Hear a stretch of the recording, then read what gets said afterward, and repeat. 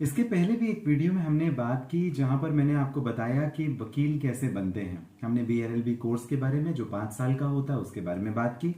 इस particular video में हम बात करेंगे कि स्नातक के बाद यानी आपका जब ग्रेजुएशन हो जाता है 12th क्लास के बाद आप 3 साल का कोई और दूसरा कोर्स करें, जैसे BA, BSc, BCom, BCA या BBA या कोई और भी जो 3 साल का होता है, और उसके बाद में अगर आप वकील बनना चाहें तो उसकी क्या प्रक्रिया होगी, किस तरीके से आपका एडमिशन होगा, क्या प्रोसेस होगा। चलिए इसके बारे में बात कर लेते हैं।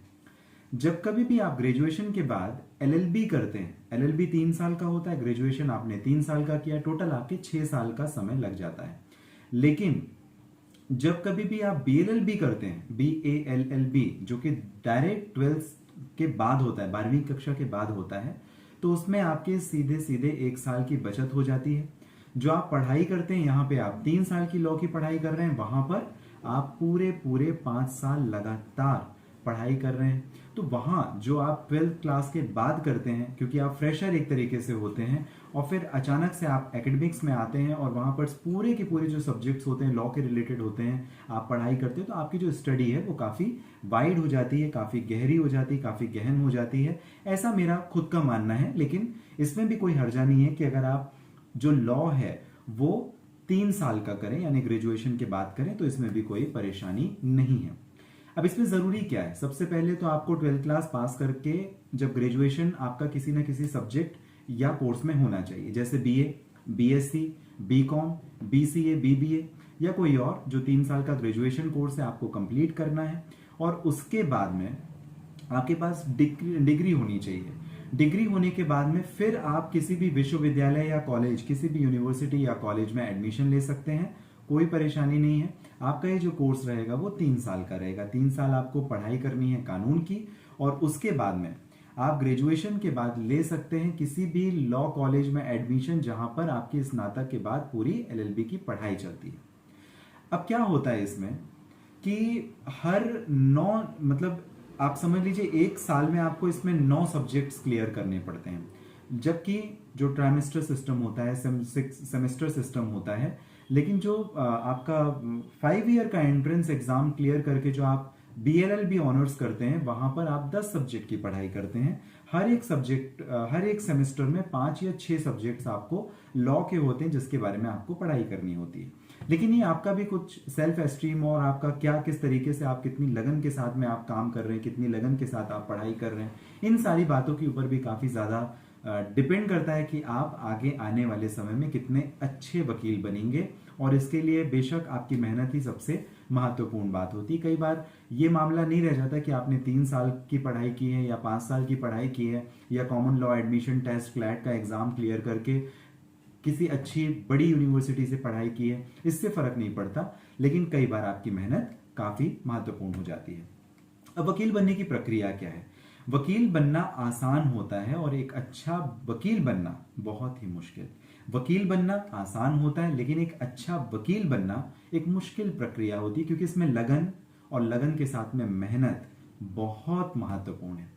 जब तक कि आप लगन नहीं रखेंगे, आप लगातार मेहनत नहीं करेंगे, तब तक आप एक अच्छे वकील नहीं बनेंगे। एक वकील बनना आसान है, इस वजह से मैंने कहा एक अच्छा वकील बनना काफी मुश्किल काम है। और ये मुश्किल काम होने के साथ साथ में डिपेंड करता है कि आप में कितनी लगन है और साथ ही साथ आप मेहनत कितनी ज्यादा करते हैं। आपके पास जो कानून को समझने की ताकत है, शक्ति है, वो बड़ी ही आसानी के साथ आप कानून की जो टर्मिनोलॉजी है, आप शब्द हैं या कानून कहना क्या चाहता है, उसके सेक्शंस जो हैं, एक्ट हैं, वो कहना क्या चाहते हैं, आपको आसानी से वो समझ में आना चाहिए। तब ज्यादा अच्छा होता है कि आप अपने वकील के जो प्रोफेशन में आप आते हैं, अगर आप एडवोकेट बन जाएं तो आपके लिए काफी सुगमता हो जाती है, आसानी हो जाती है। तो अब इसके लिए क्या क्या योग्यताएं होनी चाहिए, कौन कौन से आपके पास क्वालिफिकेशंस होने चाहिए, ये काफी जरूरी हो जाता है। जैसे LLB का कोर्स, LLB का जब हम कोर्स कर रहे होते हैं उस टाइम पे केवल और केवल हम किताबें पढ़ रहे होते हैं। किताबों में क्या कानून लिखा हुआ है, अलग अलग जो सेंट्रल लेजिस्लेशन है, स्टेट लेजिस्लेशन है, उनके बारे में हम पढ़ रहे होते हैं। और तब हमको समझ में ये आता है कि कानून उतना आसान है। जब आप प्रैक्टिकली करने के लिए जाते हैं, जब आपका 3 साल का या 5 साल का जो कोर्स है जब वो खत्म हो जाता है, तो आपको समझ में आता है ये वैसा नहीं था जैसा आपने सोचा, कुछ इसमें अलग है। अब क्या अलग था? इसमें अलग ये है कि जब आप पढ़ाई करते हैं तो किताबों में चीजें कुछ और दिखती हैं, जब आप एकेडमिक्स में जाते हैं, जब आप फील्ड में जाते हैं तो बात कुछ अलग हो जाती है। और इसी वजह से जरूरी होता है इंटर्नशिप। इसका क्या मतलब है? इंटर्नशिप का मतलब ये है, आप इसको ऐसा भी समझ सकते हैं कि आपने कई बार सुना होगा जूनियर लॉयर, सीनियर लॉयर। इसका मतलब यही है, लॉयर हमेशा, आप ये समझें कि वो कितना भी सीनियर हो जाए, वो हमेशा अपने फील्ड में सीखता है। जी हाँ, ये जूनियर लॉयर भी सीखता है, सीनियर लॉयर भी सीखता है।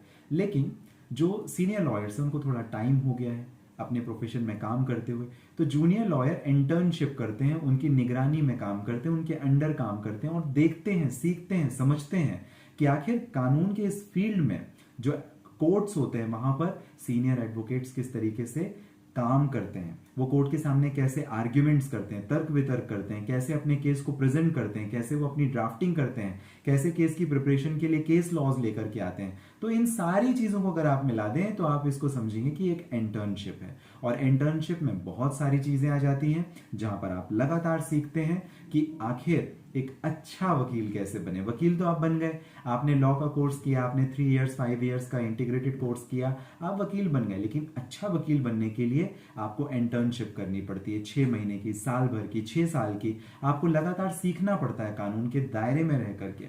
अब एक महत्वपूर्ण बात यह भी आ जाती है कि बार काउंसिल में रजिस्ट्रेशन, ये क्या भला है?